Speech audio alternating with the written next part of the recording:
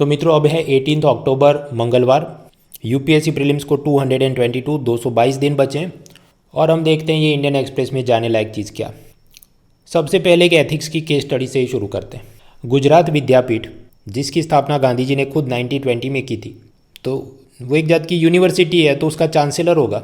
अब पहले जो चांसलर थी वो उन्होंने रिज़ाइन किया, तो अब नया कौन चांसलर रखे। तो ये जो यूनिवर्सिटी थी उनके जो ट्रस्टी थे उन्होंने वोटिंग की और आपस में डिसाइड किया कि हम गुजरात के गवर्नर को ही इसका चांसलर बनाते हैं।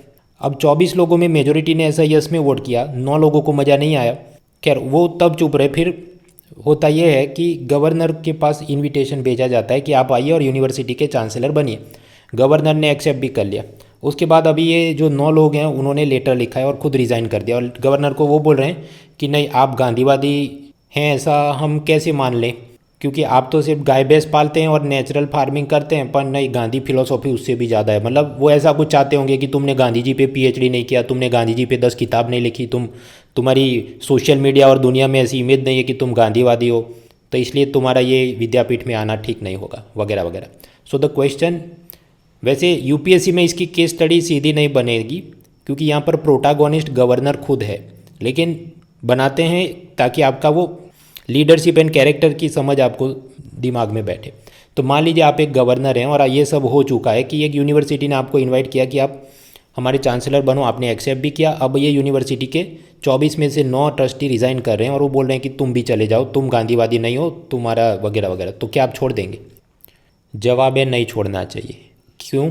क्योंकि जो स्टेट का गवर्नर होता है उसका अपना टशन होता है। एक बार उसने एक्सेप्ट कर लिया तो कर लिया। अभी 9 लोगों को नहीं मज़ा आया तो उनको खुश करने के लिए वो अगर ये कहे नहीं नहीं तुम तो मैं ठीक है आपको अच्छा नहीं लगा तो मैं यहाँ नहीं आऊँगा, तो भाई कल उठ के उसको कहीं और भी प्रोग्राम में जाना हो, ऑपोजिशन पार्टी वाले कुछ ना कुछ हंगामा करेंगे, उसमें भी 5 लोग रिज़ाइन करेंगे या सोशल मीडिया में लिखेंगे आपके खिलाफ, तो फिर तो आप घर के बाहर ही नहीं निकल सकते।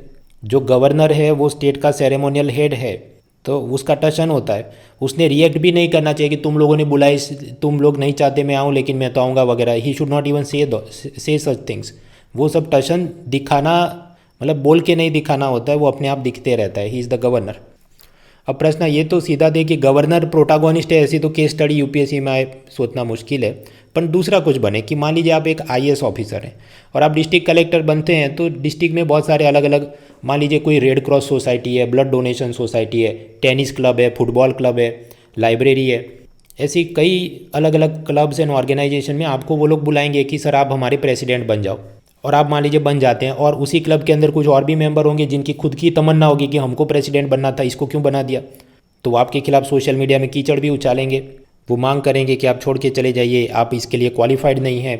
तो क्या करेंगे आप? जब तक आपको लगता है कि आप सत्यनिष्ठा से काम करने वाले हैं और आपके रहने से ऑर्गेनाइजेशन का भला होगा, आप चले जाएंगे तो इधर करप्शन और नेपोटिज्म होगा, तो आपने रुकना चाहिए।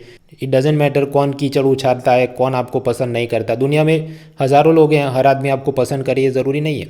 So that is the officer quality and that is the governor quality also. कह रही एक बात हुई। दूसरी बात करते हैं पॉलिटी की। रिप्रेजेंटेशन ऑफ पीपल्स एक्ट, जन प्रतिनिधित्व कानून में ऐसा लिखा है कि जब भी लोकसभा या विधानसभा का चुनाव होगा तो ये कंपनी वालों ने अपने वर्कर्स को पेड हॉलीडे, तनख्वाह के साथ, वेतन के साथ छुट्टी देनी होगी ताकि वो जाके मतदान कर सके। कई बार ये होता है कि वो जो वर्कर है वो बस घर पे चिल मारेगा, वो जाके वोटिंग नहीं करेगा। तो गुजरात के करीब 1000 कंपनियों ने इलेक्शन कमीशन, चुनाव आयोग के साथ MOU, memorandum of understanding sign किया है कि हमारा जो भी वर्कर ऐसा पेड हॉलीडे लेके भी वोट देने नहीं जाएगा तो हम उसका नाम वगैरह अपनी वेबसाइट पे, अपने कंपनी के ऑफिस के नोटिस बोर्ड पे डालेंगे कि ये आदमी नहीं गया था, ताकि उसको नेम एंड शेम करेंगे तो उसको डर बनेगा, उसका प्रतिष्ठा के लिए पीयर प्रेशर के चलते दबाव में आकर भी वो वोट देने जाए। हाँ, ये भी हो सकता है कि वर्कर को कोई कांग्रेस, बीजेपी, आम आदमी का कोई भी कैंडिडेट अच्छा नहीं लगता, फिर भी उसने जाना चाहिए, none of the above, NOTA tick करके आना चाहिए, वरना उसका वोट कोई और फर्जी आदमी दे देगा। So you must give the vote. ये आपकी ड्यूटी है। अधिकार तो है ही, लेकिन ड्यूटी भी आपका कर्तव्य है ये कि दूसरा कोई फर्जी आदमी आपका मिसयूज़ नहीं करे आपके नाम का। तो ये तो कुछ आर्ग्यूमेंट इन फेवर हुए कि कंपनी पेड हॉलीडे देती है फिर भी आप नहीं जाते, तो फिर कंपनी को हक है आपको डांट लगाने के लिए, ऐसा वो वेबसाइट पे नाम डाल दे। नाउ आर्ग्यूमेंट अगेंस्ट, विपक्ष में तर्क कि ऐसा किसी को बदनाम नहीं करना चाहिए। पहला कारण, राइट टू वोट है बराबर, पर राइट नॉट टू वोट वो भी आपका लोकतांत्रिक अधिकार है कि मुझे मत नहीं देना है, मुझे नहीं मज़ा आ रहा है। दूसरा, किसी का ऐसा नाम फोटो डालना और उसको बदनाम करना, तो वो सब उसकी right to privacy, right to dignity का हनन होगा। निजता और सम्मान का हनन। तीसरा, ये जो बड़ी बड़ी कंपनियों के बिजनेसमैन ऐसे एमओयू साइन कर रहे हैं तो क्या वो खुद जाके वोट देते हैं? उनमें से कई लोग नहीं जाएंगे, लेकिन फिर भी तो क्या वो अपना नाम अपनी वेबसाइट पे लिखेंगे कि मैं भी नहीं गया था? अनलाइकली। तो मतलब सारे जो नियम है वो सिर्फ ये गरीबों पे लागू होंगे, ऐसा कुछ क्रिटिक्स को डर है। खैर, कंपलसरी वोटिंग, अनिवार्य मतदान, फिर एक दूसरा भी है वन नेशन वन इलेक्शन, कि अभी लोकसभा के चुनाव अलग टाइम पे, फिर किसी ना किसी एक दो राज्य में स्टेट के इलेक्शन चलते रहते हैं, जिसके चलते गवर्नमेंट सिंसियरली कोई डिसीजन ले नहीं पाती। कि याद करो प्रधानमंत्री गरीब कल्याण अन्न योजना, जिसमें गरीबों को 5 किलो फ्री अनाज दिया जाता है, लेकिन सरकार को अभी पैसों की और अनाज दोनों की किल्लत है। लेकिन फिर नहीं, अभी तो ये गुजरात और हिमाचल में इलेक्शन आने वाला है, तो हम लोग कंटिन्यू रखते हैं स्कीम। जो सितंबर में ख़त्म होने वाली थी स्कीम, दिसंबर तक लंबा किया तो और पैसा लगेगा, क्योंकि तो ये इलेक्शन के चलते सारी पॉलिसी जो बनती है तो वो अपनी इकोनॉमी के लिए, डेवलपमेंट के लिए अच्छी बात नहीं। तो हमने वन नेशन वन इलेक्शन, एक ही साथ में लोकसभा विधानसभा के चुनाव हो जाएं, एक ही कैलेंडर एक ही दिन पे, ऐसा कुछ करना चाहिए। पैसा भी बचेगा और पॉलिटिक्स जो रोज़ रोज़ खेला जाता है वो भी कम खेला जाए।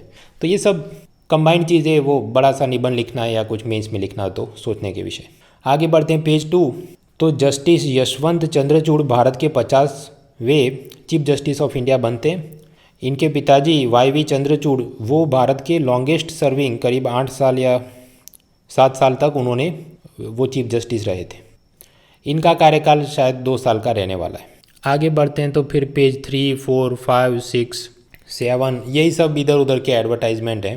पेज 8 पे चलते हैं, कॉलम्स। तो उसके अंदर एक तो जो सुवाक्य दिए जाते हैं वर्ल्डली वाइज, तो हिपोक्रेट्स, उसने ये कहा था कि अगर हम हर एक व्यक्ति को सही मात्रा में पोषण दे सके तो उसकी हेल्थ बेटर करने का इससे ज़्यादा सेफ तरीका और कुछ हो नहीं सकता, और कोई दवा दारू की ज़रूरत नहीं, अच्छा पोषण युक्त खाना मिले। हाँ, तो माल न्यूट्रिशन की कुछ बड़ा सा निबंध लिखना, तो कोट मिल गया हमें, if we could give every individual the right amount of nourishment we would have the safest way to health.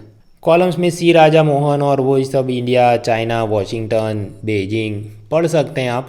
रोज़ रोज़ पढ़ के अब कुछ, जितने साल से मैं पढ़ रहा हूँ तो अब मुझे कुछ नया देखने को उसमें मिलता नहीं, but you can read it to improve your vocabulary. फिर ये ग्लोबल हंगर इंडेक्स और उसमें भारत का रैंक जो गिरा, भारत सरकार कहती है तुम्हारी मेथड ही गलत है, 3000 लोगों को पूछ के तुम 133 करोड़ से ज़्यादा लोगों का सर्वे बनाते हो वगैरह। तो यहाँ पर उसके एंटी आर्ग्यूमेंट है कि नहीं, भारत सरकार ने वो सब रिपोर्ट खारिज करने की जगह दिमाग इसमें लगाना चाहिए कि हम कैसे न्यूट्रिशन के लेवल को अच्छा करें। हेल्थ की बात करी, फिर एजुकेशन। तो आंध्र सरकार ने कुछ ऐसा नियम बनाया है कि प्राइमरी स्कूल के टीचर्स ने एक मोबाइल ऐप इंस्टॉल करनी होगी और उसमें दिन में 2 बार अपना फ़ोटो खींचना होगा स्कूल के अंदर, ताकि हमारी अटेंडेंस हमें दिखे कि आप एब्सेंटिज़म, गैर हाजिर नहीं रहते, नौकरी करने आते हैं, क्लास ले रहे हैं, ऐसा सब। तो इसमें स्वाभाविक है टीचर्स को मज़ा नहीं आएगा।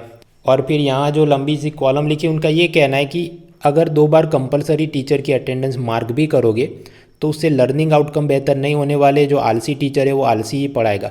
हालांकि मैं इस कॉलम से यकीन, I do not agree with this type of logic, कि भले वो अच्छा पढ़ाए या बुरा वो दूसरी बात है, लेकिन अगर वो स्कूल में आता ही नहीं और मुफ्त का सैलरी खाता हो तो कम से कम उसकी अटेंडेंस मार्क करवाई जाए, तो वो तो ज़रूरी है ना।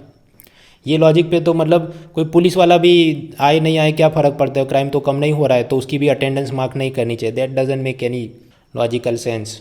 आगे बढ़ते हैं। अब उसमें केस स्टडी बनानी, तो सपोज़ कि आप एक डिस्ट्रिक्ट एजुकेशन ऑफिसर हैं और ऐसा ऊपर से नियम बनाए, लेकिन टीचर विरोध करें कि हम तो ऐसी कोई अटेंडेंस मोबाइल फ़ोन में मार्क नहीं करेंगे और हमारी तो राइट टू प्राइवेसी है और भला टीम का, तो आप क्या करेंगे? गुलाब का फूल देकर हृदय परिवर्तन नहीं कर सकते। डिस्ट्रिक्ट एजुकेशन ऑफिसर है तो फिर उसने सख्ती करनी होगी, भाई ये करना है तो करना है, वरना नोटिस भेजा जाएगा, 1-2 को सस्पेंड करेंगे तो सब लाइन पे आ जाएंगे।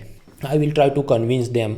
हाँ, कर सकते हैं, एक बार प्यार से समझा सकते हैं, नहीं समझाए तो फिर व्हाट विल यू डू। आपके ऊपर भी तो प्रेशर होगा ना, ऊपर जो भी कलेक्टर है, एजुकेशन सेक्रेटरी, IAS ऑफिसर, उसके ऊपर एजुकेशन मिनिस्टर है।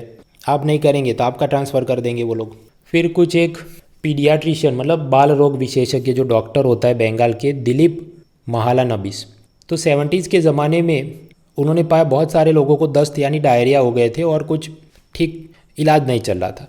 तो उन्होंने कुछ काम ऐसा किया कि टेबल सॉल्ट, बेकिंग सोडा और ग्लूकोज, इन तीनों को साफ़ पानी में मिलाकर पिलाया। तो 2 ही हफ्तों में जो मरीज़ थे उसमें 30% लोग मर जाते थे, उसमें से हार्डली अब 3% लोग ही मरने लगे। तो ये जो ORS, ओरल रिहाइड्रेशन थेरेपी, उन्होंने जो करवाई थी वो बहुत बेहतर थी और उनका देहांत हुआ तो स्मरणांजलि है। हाँ, तो मतलब साइंस में याद रखना है ये चीज़ों को। आगे बढ़ते हैं पेज 9 और उसमें याद करो ये 1-2 दिन पहले हमने न्यूक्लियर सबमरीन अरिहंत में से SLBM submarine launched ballistic missile launch किया, और ऐसा करने वाला भारत के अलावा सिर्फ 6 ही देश हैं, जिसमें 5 तो हैं UN के सिक्योरिटी काउंसिल के permanent member, Russia, UK, France, China और USA, और उसके अलावा नॉर्थ कोरिया, इनके पास इतनी कैपेसिटी है। तो ऐसा ये जो सबमरीन से हम मिसाइल छोड़ सकें, उसकी मतलब ये ज़ोरदार क्यों है? क्योंकि इसके चलते अब मान लीजिए भारत के जो न्यूक्लियर इंस्टॉलेशन जो ज़मीन पर हैं उसको पाकिस्तान या चाइना तबाह कर दे फर्स्ट स्ट्राइक में, उनका न्यूक्लियर बॉम्ब फोड़ के, तो हमारा लेकिन फिर भी सबमरीन तो समंदर में होगा ना, तो उसमें से हम लोग फिर एक न्यूक्लियर बॉम्ब फोड़ेंगे और उनको तबाह कर देंगे। So it will provide a credible deterrence, और इसलिए ये ज़ोरदार चीज़ है। फिर पेज 9 पे वन लीडर कंट्री ऐसा कॉलम है, वो कुल मिलाकर कि शी जिनपिंग ने कैसा सारा पावर अपने हाथ में कॉन्सेंट्रेट कर दिया है और पार्टी की जगह अब एक व्यक्ति का शासन चल रहा है वगैरह। अब वो उस पर और समझ सकते हैं अगर पॉलिटिकल साइंस आपका ऑप्शनल सब्जेक्ट हो, वरना आगे बढ़ो। तीसरी कॉलम है इंटरपोल के बारे में। इंटरपोल को अगले साल 100 साल पूरे होने वाले हैं, तो उसके क्या अच्छा बुरा चीज़, तो उसका काम है कि सब डेटाबेस वो कलेक्ट करता है और पुलिस के साथ कोऑर्डिनेट करता है पूरी दुनिया में। हालांकि उसकी मर्यादाएं हैं, उसको खुद को कोई पावर नहीं है किसी को जेल में फिट कर दे वगैरह। वो तो 1-2 जो भी देश हैं उनके बीच आपस में क्या एक्सट्राडिशन प्रत्यार्पण संधि है, उनके अपने कानून के हिसाब से किसको जेल में रख सकते हैं, किसको फांसी हो सकती है, उस पर निर्भर है। तो वो उसकी एक लिमिटेशन है, पर वो सब डेटा एक्सचेंज म्यूचुअल कोऑपरेशन के जरिए they are trying to give help in the justice system. हालांकि ये चुनौतियाँ क्या है, विजय माल्या टाइप के लोग जो ब्रिटेन चले जाते हैं और फिर वहाँ से कि मैं तो इधर का नागरिक हूँ और मैं तो वापस नहीं आऊँगा, और फिर एक्स्ट्राडिशन ट्रीटी और उसकी केस की हियरिंग में लंबा समय चले जाता है। वो मेहुल चौकसी वगैरह लोग वो एंटीगुआ या कहीं भाग जाते हैं और वहाँ की सरकार फिर कोऑपरेट नहीं करती। भारत के नेवी ऑफिसर कुलभूषण जाधव को पाकिस्तान इलीगली अरेस्ट करता है और फांसी की सज़ा सुनाता है, तो उसमें वही सब इंटरनेशनल क्रिमिनल कोर्ट या international court of justice ICJ वहाँ पर लड़ना पड़ता है। तो ये सब इंटरनेशनल और बायलेटरल चीज़ों में दिक्कतें। पेज 10 पे एक्सप्लेन सीरीज़ में एक तो कामिकेज ड्रोन। कामिकेज मतलब सुसाइड टाइप का जो एरोप्लेन हो, सुसाइड बॉम्बर टाइप का। तो ईरान में बने ऐसे कामिकेज ड्रोन रशिया ने खरीदे और उसकी मदद से वो यूक्रेन को तबाह कर रहा है। फिर ग्लोबल हंगर इंडेक्स का लंबा चौड़ा सीरीज़ दिया है, लेकिन वो कुछ काम का नहीं, मेन चीज़ हमने ऑलरेडी जान ली। तीसरी एक्सप्लेन सीरीज़ है रेवेन्यू पुलिस इन उत्तराखंड। वो ऐसा कि अंग्रेज़ों के ज़माने में उत्तराखंड और ये पहाड़ी इलाकों में कोई खास क्राइम होता नहीं था, और वैसे भी पॉपुलेशन डेंसिटी भी बहुत कम थी कि प्रति स्क्वायर किलोमीटर हार्डली 10-12 लोग रहते हों।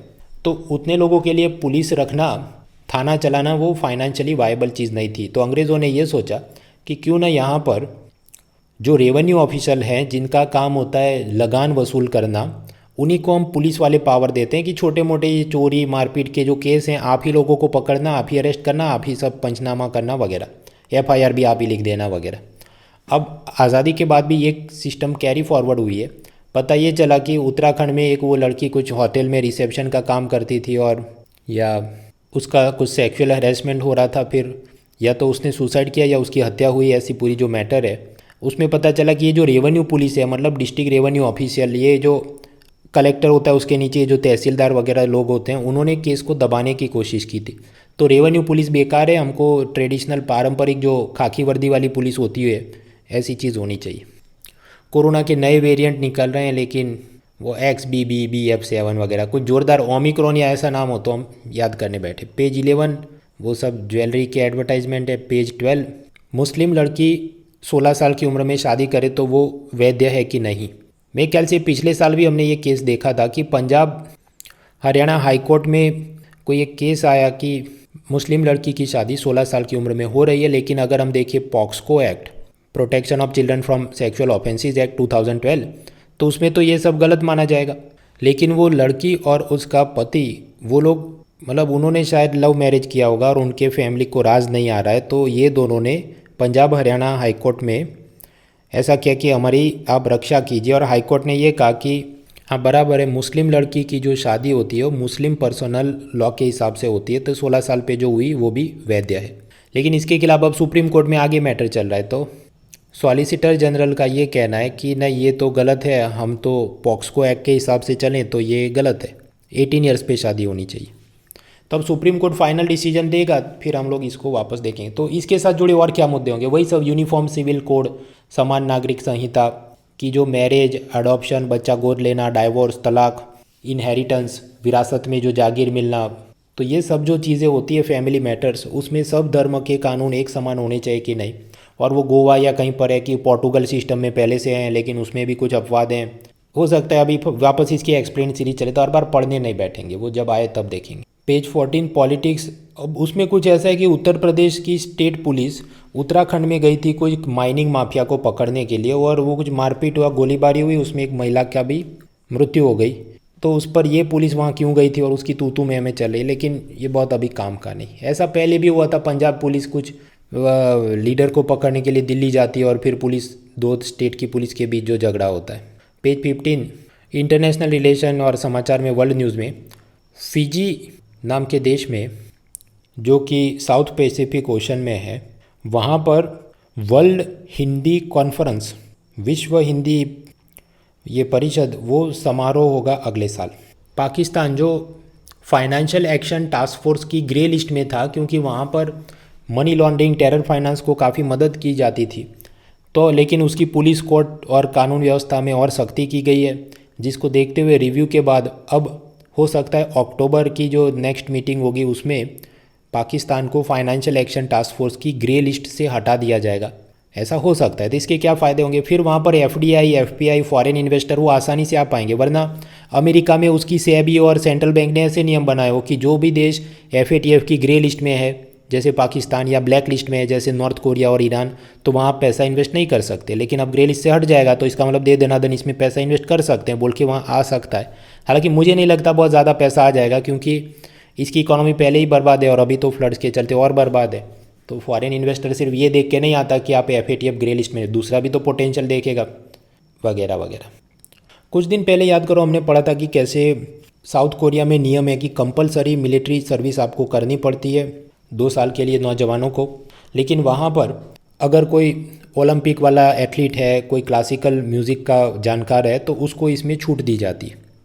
लेकिन ये जो के पॉप बैंड और ऐसे जो रॉक स्टार होते हैं उनको ये छूट नहीं मिलती। तो वहाँ पर कुछ BTS नाम का ऐसा रॉक स्टार बैंड था, तो उनके फैंस कह रहे नहीं ये 2 साल के लिए इनको मिलिट्री में मत भेजो। लेकिन फिर ये जो बैंड है उन्होंने खुद ही कहा कि हम भी मिलिट्री सर्विस करेंगे 2 साल और फिर उसके बाद जब वापस आएंगे तो फिर हम नया गाना बनाएंगे। पेज 16 इकोनॉमी, कुछ खास काम का नहीं, वही सब। महंगाई बढ़ रही है तो आरबीआई की मॉनेटरी पॉलिसी को और महंगा करना चाहिए कि नहीं रेपो रेट को, उस पर सब चर्चा, लेकिन कुछ खास मज़ेदार नहीं है। आरबीआई का खुद का रिपोर्ट कहता है कि लंबी लड़ाई चलेगी महंगाई से लड़ने के लिए। उसकी तरफ दूसरी तरफ एसबीआई अपने सेविंग डिपॉजिट के इंटरेस्ट रेट कम कर रहा है तो डिपॉजिटर्स को और परेशानी होगी, and so on. Page 17 sports person in news में डोमा राजू गुकेश वो यंगेस्ट चेस्ट प्लेयर है जिसने एक वर्ल्ड चैंपियन को हराया है। सिर्फ 16 साल की उम्र में इन्होंने मैग्नस कार्लसेन को हरा दिया Meltwater Champion Chess Tour में। खैर, तो ये था मंगलवार का न्यूज़पेपर और यहाँ पर मैं बैकलॉग कंप्लीट कर पाया। हालांकि कल मुझे, अब मैं सोच रहा हूँ एक यूट्यूब पे कुछ वीडियो बनाना है, तो अब हो सकता है कल मेरा फिर से बैकलॉग हो जाए, तो ये तो मतलब संघर्ष चलते रहेगा। Anyways, best wishes to all of you, see you next time.